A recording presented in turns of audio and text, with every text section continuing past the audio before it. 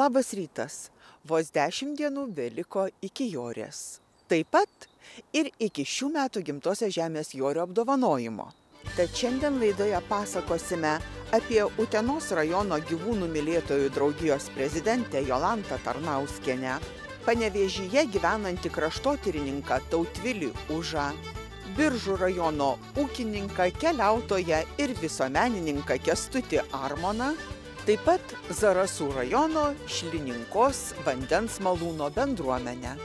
O pirmiausia pasakosime, kokia ES parama skiriama verslumo iniciatyvoms kaime.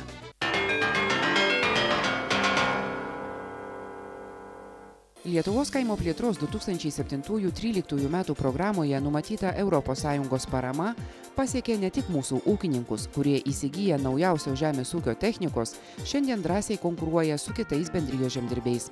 Programa numato tolygų ir visapusišką kaimo vystymą, todėl nemažai dėmesio skirta kaimo gyventojų užimtumui ne žemės ūkio sektoriuje skatinti, o viena populiariausių priemonių įgyvendinant šio laikotarpio kaimo plėtros programą buvo skirta būtent verslo kūrimui ir plėtrai.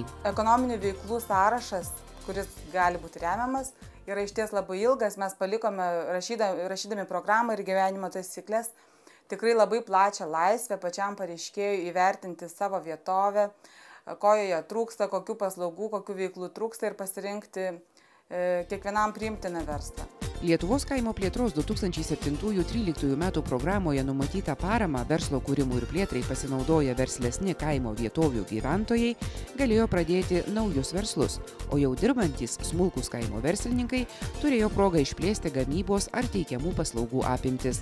Kadangi norinčių pasinaudoti šią paramą netrūko, dažniausiai parama buvo skiriama projektams numatantiems naujų darbo vietų kūrimą. Priemonė parama verslo kūrimui ir plėtrai yra skirta verslumo iniciatyvų kaime atsiradimui ir jų vystymuisi, ypatingai akcentuojant jaunimo, taip pat moterų užimtumą kaime. Tiems, kurie nespėjo ar vėliau sugalvojo pasinaudoti paramą, ši galimybė taip pat išliks ateityje. Lietuvos kaimo plėtros 2007-2013 metų programoje verslo kūrimui ir plėtrai numatyta skirti per 407 milijonus litų paramos. Šiuo metu pareiškėjams patvirtinta daugiau nei 360 milijonų litų šios paramos, o 136 milijonai litų jau išmokėti.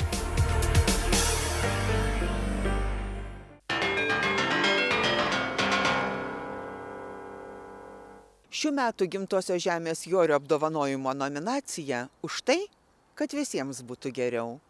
Visiems, ne tik žmonėms. Utenos rajono gyvūnų mylėtojų draugijos prezidentė Jolanta Tarnauskienė padeda benamiams ar pagalbos ieškantiems gyvūnams. O žmonės moko pakantumo bei atjautos mažesniems už save. Eini gatvė, matai tuos gyvūnus, matai tuos benamius, kiek jų būdavo anksčiau, kiek sutinki ir šuniuką, matai ir kačiuką, ir kaip jiem dar padėti, ką daryti. Tada pradedi galvoti ir automatiškai tas gavosi, kad supranti, kad reikia tokios vietos, kur galėtum jais rūpintis, nes į namus visų nesusitempsi. Tai taip ir gavosi, kad reikėjo tada ieškoti tada patalpų, pinigų, žmonių ir visa kita, ir kur juos galima būtų glausti.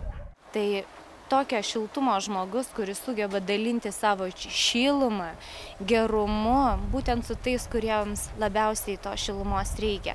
Tai tikrai asmenybė, kuri tiesiog pasakodama širdis suvirpa klausant, kaip jinai kalba apie gyvūnus. Jinai juos puikiai visus pažįsta ir tai jos nebe hobis, bet gyvenimo būdas, jinai visą save atiduoda jiems.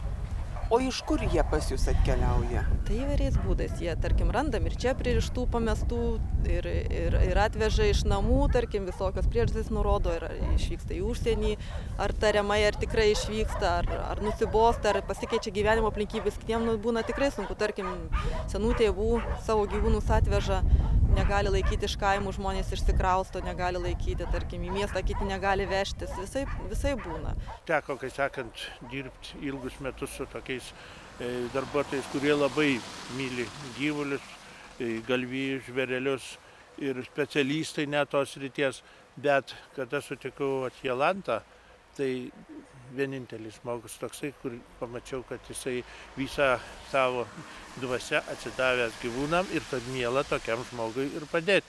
jinai ieškojo, reiškia, patalpų, kur galima būtų įkurti gyvūnų globos namelius, kadangi aš šiek tiek daugiau ūkinės srities žmogus, tai suradom tokios namelius, paskui teko remontuoti. Aišku, ne viskas sekėsi, kadangi ne visi taip jau žiūri, kad čia labai reikalingas dalykas.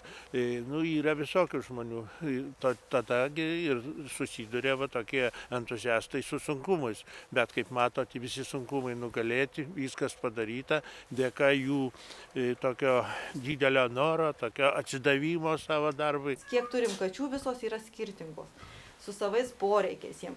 Tarkim, jos labai stresuoja, jos praranda namus, labai stresuoja katės. Šuniukai taip net nestresuoja. Retas, kuris taip stresuoja kaip katė, kad, tarkim, jinai ir gali nevalgyti ilgiausiai. Turim Siamo katytę. Tai jinai savaitę laiko, ne ką savaitę, gal 3 savaitės visiškai nieko neėmė į burną. Jie paėmė ant rankų glostai, žodžiu, jinai murkė, prisispaudžia, tiesiog atrodo neatsitrauks nuo žmogaus, nieko neėda. Kol suradom laikinus globėjus, paėmė jie į namus ir pradėjo namuose po mažą po gabalėlį valgyti, apsiprato ir liko tuose namuose. Per tuos 6 metus daugiau nei 3000 gyvūnėlių surado naujus namus. Mes gyvūnų globos paslaugas savivaldybėje parduodam, jie iš mūsų perka ir mes, žodžiu, iš to išsilaikom. Tada plus 2% žmonės perveda 2% nuo pajamų mokesčio, tada dar aukoja, aukų dėžutės turim, tarkim, žmonės įdeda, į sąskaitą tiesiai perveda, net konkrečiai kam, tarkim, tam daug gyvūnų, ten sterilizacija yra viena kaunietė turim, kuri pastoviai kalyčių sterilizacijom perveda pinigus. Kalytės, kad būtų visos sterilizuotos. Iš mūsų jinai yra paėmus savo šunytę, mamai savo šuniuką turi ir tada jinai vis perveda pinigus, kad galėtume sterilizuoti kalytės. Yra tokie pastoviai, kurie po nedaug perda, kiti va taip tiesiog pasižiūri, ką mes veikiam, kaip mes veikiam ir tada perveda pinigus. Tiesiog, jiem patinka, tarkim, pamato, pasitikė, tas visuomet labai jaudina, kai žmogus pasitikė. Ir, tarkim, vienas perveda gali 10 litų, kitas perveda, tarkim, 1000. Tai būna labai retai, bet pasitaiko toks žmogus, kuris tiek perveda. Tai vadinasi pasitikė, tai tas labai smagu, kad yra žmonių, kurie dar kitais pasitikė. Po pertraukėlės toliau pažindinsime su šių metų Gimtosios žemės jorio apdovanojimo nominantais.